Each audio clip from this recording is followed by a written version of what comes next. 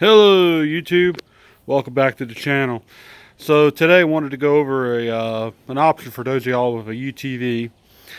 Here we have a John Deere HPX. This is the diesel model. I believe it's a 2011-2012 model year.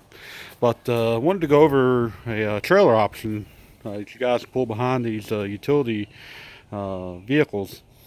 This is a 4x7 open mesh deck trailer, and you can actually pick this up from your local tractor supply. There's the markings and stuff.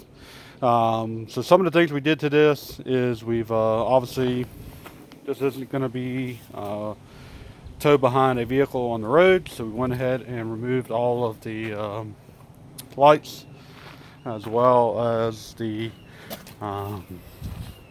we did leave the corner markers, just to kind of give it the black trailer, just to give it a reflective thing. But we also went ahead and removed the wiring harness. Obviously these ATVs or UTVs aren't hooked up for that, but if you have that, great.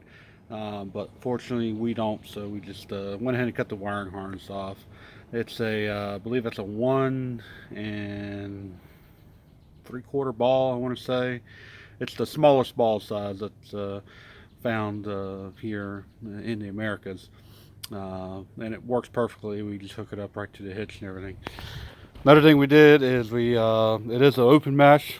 We found that when hauling some heavier equipment, some of the things we do haul, we have a concrete scarifer, grinds down concrete edges and lips and stuff, and it was bowing some of the fabric in some areas. Other things we use this for is hauling pretty much wood, any type of debris we can haul, branches and stuff like that in here. So what we wanted to do with the bowing issue with the fabric, with the metal mesh, is we went ahead and just bought a sheet of the thickest plywood we can get, and we just it's not bolted down anywhere in there. That's just laying there. Again, we're not going down the highway, we're not worried about flying up, so we just put a piece of plywood. Didn't have to I think we might have had to cut one end off, because I believe plywood was 8 foot long, so we just had to cut a foot off to fit it in there, and that's it. It fits beautifully in there. Again, it's not bolted out anywhere. We just have a board here. When we were hauling some equipment, we don't want it rolling backwards, so that board, we just put it behind it. And then what we did is we took a thinner piece of plywood. I don't remember exactly what size right off the bat, but we did bolt that. Just drilled 4 holes through. First I took it and marked it. I placed it, got it as level as I could, and marked it through the holes, and then drilled out the holes from the other side, and then just put bolts through with washers, and it works great. So that was another thing. Just again, just kind of to protect the fabric. I mean, it's not real heavy duty fabric.